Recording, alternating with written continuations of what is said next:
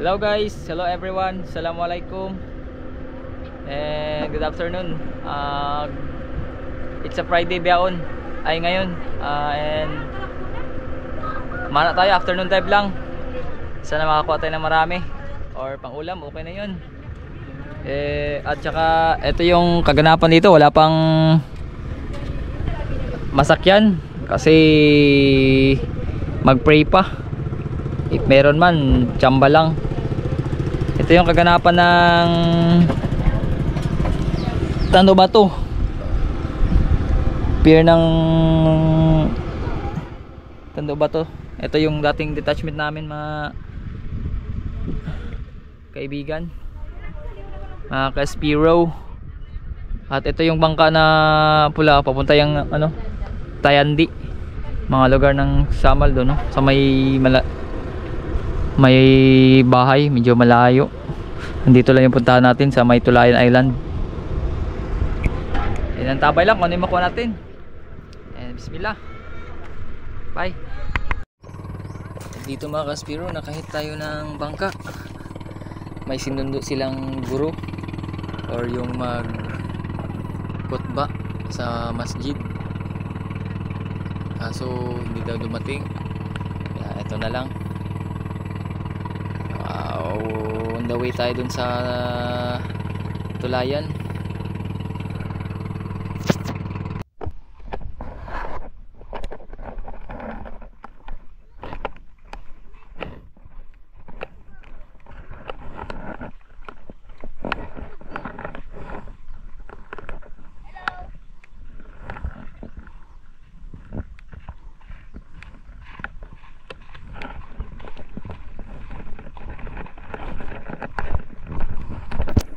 View sa likod ng Tulayan mga ka-Spiro, sobrang ganda.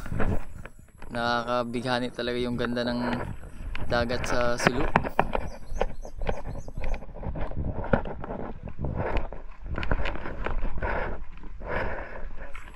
Tapos namin nagpahinga dyan mga ka-Spiro, diretso na kami sa dagat. Medyo pagod at saka pawis na din yung katawan ko dyan kasi nagsusut na. Nakarelax lang tayo ng 10 to 15 minutes tapos G na agad.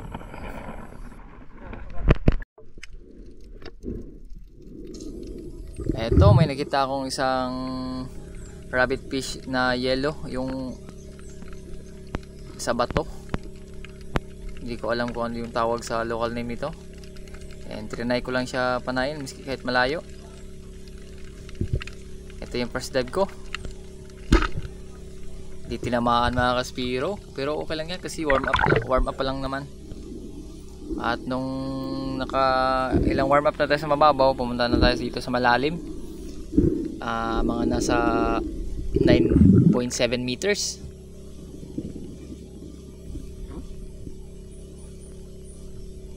Kasi nagbabaka sakali tayo na huli tayo ng mamaw dito. Tago lang tayo sa may bato na hindi ma-expose yung katawan natin. At nagranting ako, nag-fish call.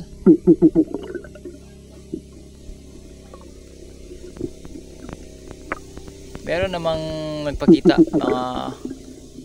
trevally, kaso undersize pa. Yun sila sa likod ko tsaka sa gilid ko. Yun, late pa yan.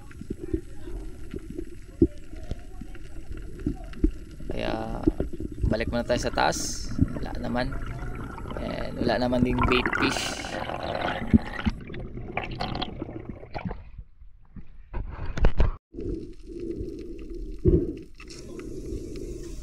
Ito yung third dive ko mga ka-Spiro. Dito na kami sa my ledge, yung saan kami makakahuli ng mga iba't ibang isda like salmon, tsaka oriental sweet lips and big eye trevally. Hindi lang ako nag-move sa medyo unahan lang. Dito lang ako sa may kanal. At try din ako nag fish call. Nagrant ako kung ano yung maglapit.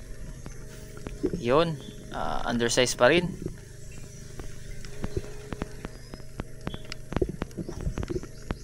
Kaso may biglang sumulpot ng isang bluefin trevally. Good size na ito mga kaspiro. Aabot na siguro ito ng half kilo. Yun siya oh. Kaya hindi ko na pinaglagpas. Pinana natin. Yun. Sa pool. Muntik pang isabit dun sa may bato. Hindi natin bigyan ng line yan. Maliit lang naman.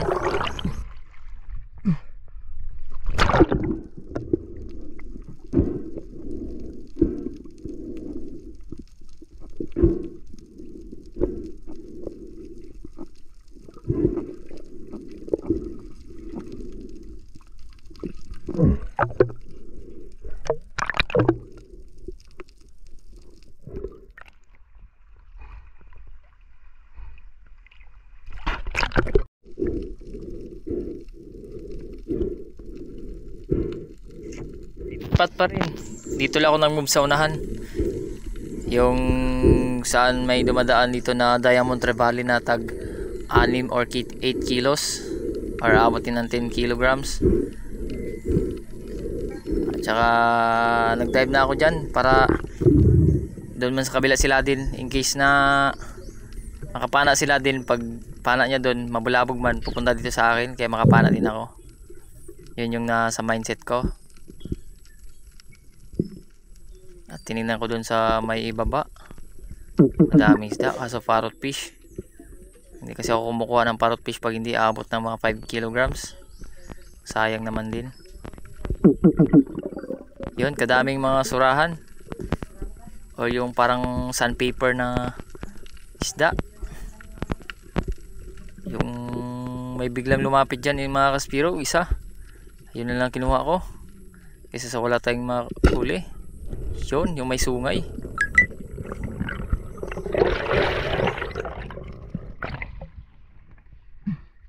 Malit lang.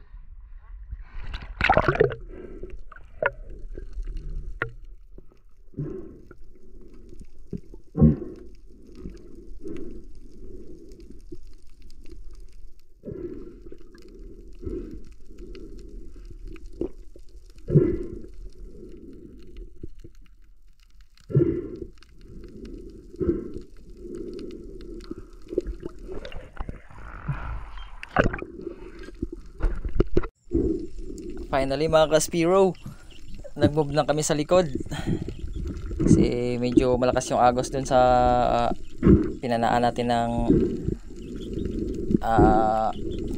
surahan. Medyo malalim na to, aabot na to ng 11 meters. Nagrantin ako dyan na baka makikita din ako ng mga oversized na samaral or oriental sweet lips.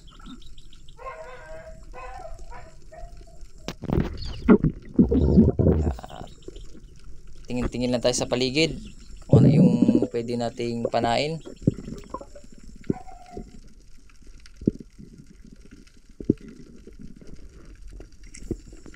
At nung pagbaba ko mga kaspiro, may nakita agad akong target. Nandun no, sa left side ko. Yun. Tingin-tingin pa rin tayo anong makuha natin, kaso wala talagang nagpapagita. Na maganda naman yung flow ng mga isda. Wala talagang mamaw, kaya ito na lang kinuha ko. Bala ko pa sana itong stone shot, kaso hindi na stone shot mga kaspiro, nakalaban pa.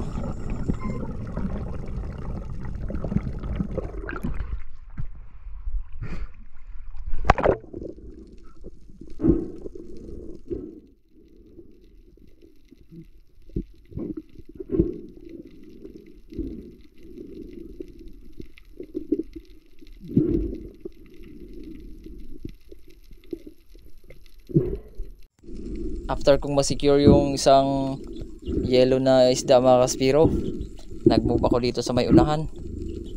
Yung sana ko nakakapana ng mga hurricane sweet lips, yung mamaw na talaga. Ito sa may bato, dun sa may baba. Pero malalim na kaspiro, nasa mga 13 meters. Sorry, kilometers. Kuha lang tayo ng hangin, tapos pag medyo okay na yung katawan natin, dive na agad. Saka always tayo mga kaspiro, mag take time sa dive. Pag nandun tayo sa taas, dapat 4 to 5 minutes talaga yung pahinga para iwas blackout, para makarecover yung katawan natin mga kaspiro. At dito mga kaspiro, nandun sa unahan, no, sobrang dami, meron pang samaral na daming oversize, at yun, dami talaga. Kaso medyo may kalakasan yung current mga kaspiro sa taas, kaya hindi ko na pinersa. Isda lang yan, yung buhay natin, one take lang. After kong magpunta sa gilid mga kaspiro para magpahinga, nakita ko sila din, may tinarget na isang molmol. Big size daw kasi, kaya pero hindi siya nakapana mga kaspiro, naubusan siya ng hangin, sayang. At after natin makapahinga, may nakita agad akong isang oriental sweet lips. Medyo nasa 1 kilo na to, or mahigit na. Kaso na-spoke, kaya nung pagtingin ko sa may bato na yan, sa ilalim, medyo good size na to. Isang indong, ewan ko lang anong tawag sa English ito. Sa local name is indong sa amin yan, or ubod. Kinuha ko na to kasi sa wala tayong pana na iba. Sayang din mga kaspiro. At pagdating ko pagka umagahan mga kaspiro, sinitensyahan agad ng kabatch ko. Ginawa niya agad na paksiw sa gata. Sarap talaga mga kaspiro.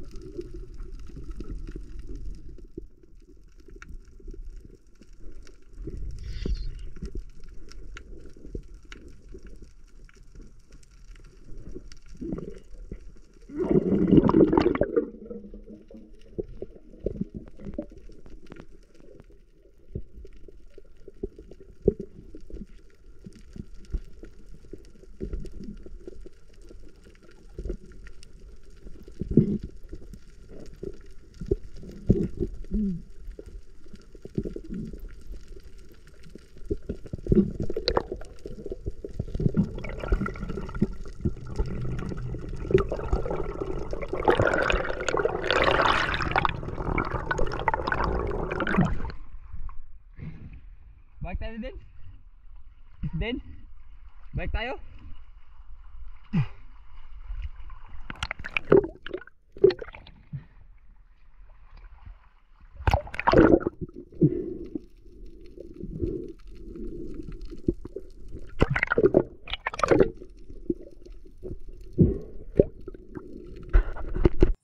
Ayun, nung pagpunta ko kay Ladin, kalaking nakuha niya mga kaspiro, popper fish. Sarap daw yan gataan mga kaspiro, pa hindi pa ako nakatikim. Laki.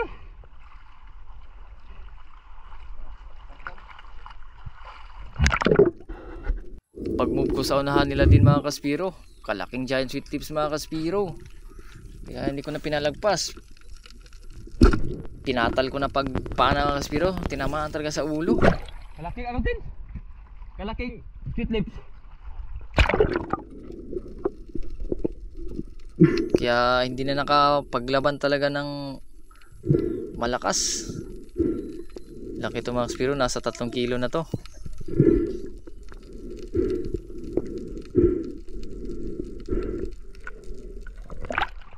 Kaya kalaki.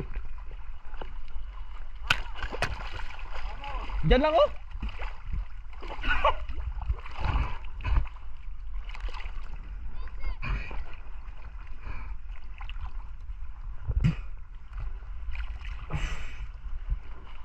Alhamdulillah.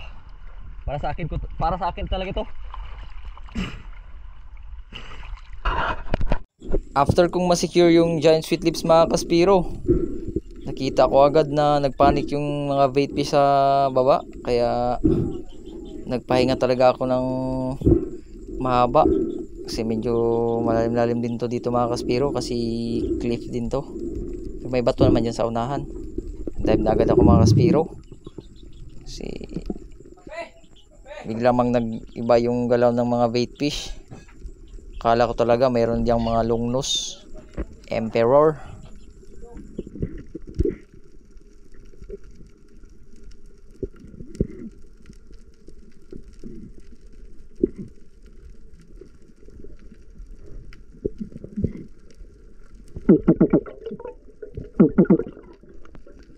Yun pala, kadaming manta rin mga Kaspiro. Sobrang active nila. Akala ko talaga GT.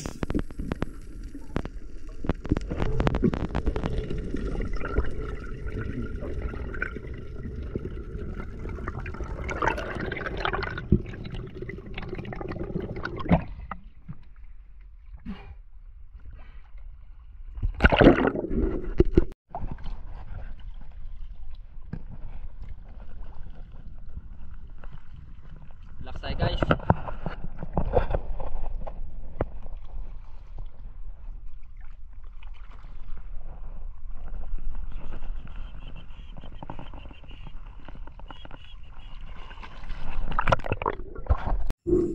Trinay ko pinuntahan yung bato na medyo nakahiwalay dyan sa cliff mga Kaspiro. Medyo malalim din to mga Kaspiro.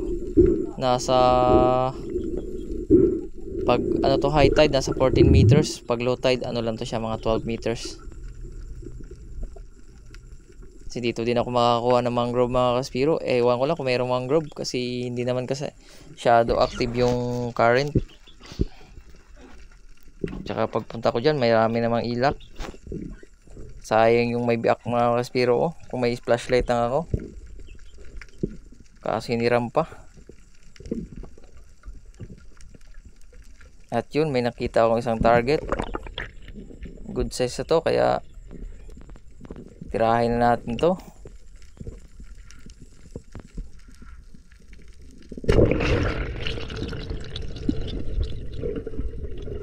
Pagtira ko, pinasok pa talaga sa bato. Kaya ayun, nakunit. May kaliliman kasi to. Pero okay lang yan. At least safe tayong nakapunta sa taas.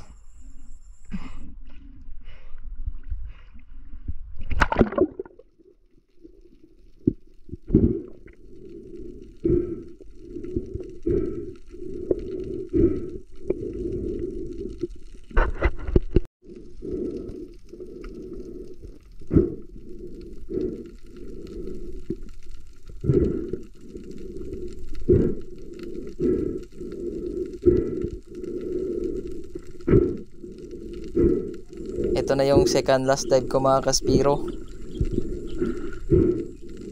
Nagbabaka sakali lang ako dito mga Kaspiro na may mapana tayong isda.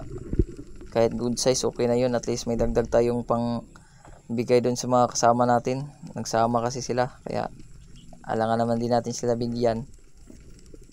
Ito lang mga Kaspiro. Nung pag drop ko mga Kaspiro, may nakita na akong isang ano, ewan ko lang anong tawag ito, parang sweet lips man din siya, pero sa local name namin is saging-saging. Yun no, sa unahan, sa my left side ko. Kaya try to close the gap mga Kaspiro kung kaya ito pana.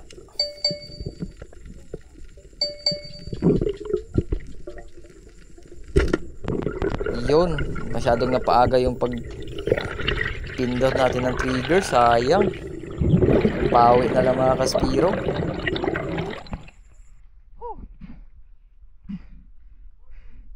Wait, dad.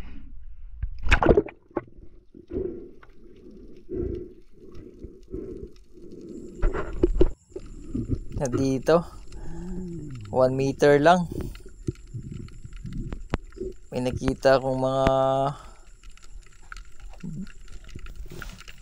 danggit, kaya try ko i-triple kill. Yun oh, akala ko isa lang yung natamaan mga Kaspiro, double kill pala.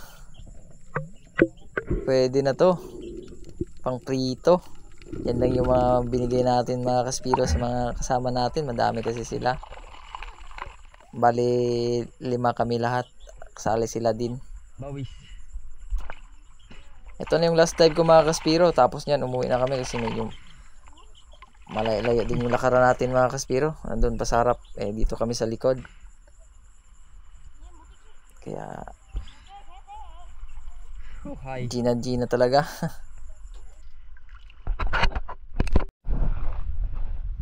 Ito lang yung kuha namin mga Kaspiro.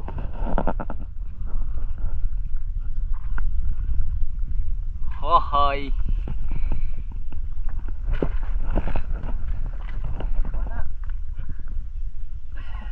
Na. Ikaw.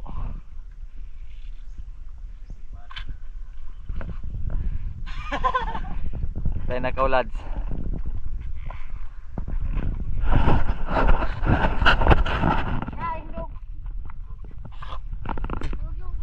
Uwi na kami. Yun talaga nakayanan. Bira rin isda ngayon. Daming mamamaw pero malakas din yung karen. Kaya ano talaga? Crucial. Pero okay naman yun. Meron naman tayong isda.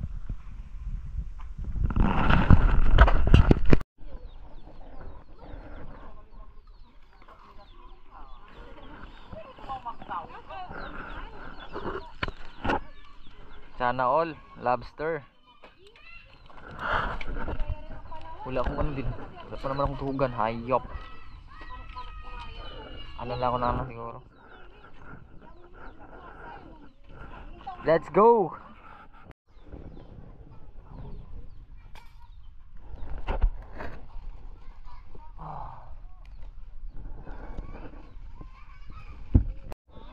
Ito lang yung nakuha namin mga Kaspiro. 2 popper fish, 1 barracuda. Tapos may indong. Ito lang sa akin. Isa. Si Boss Ladin na yung naghati. Boss Ladin.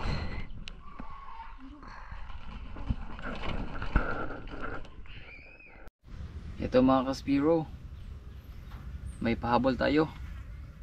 Shout out kay Tumbaga Hunter TV. And mag-ingat ka, always dive safe. And to my same suit, kay Master Joshua TV, dive safe always Master. And kay Roel Suwaay Bagyo from Antipolo City, ingat kayo dyan Master, as always. And lalo na kay Nestor De La Rosa from Saudi, lahat ng OFW, saludo ako sa inyo. And para sa pamilya, mag-ingat po kayo, dive safe. God bless us all. Bye bye po.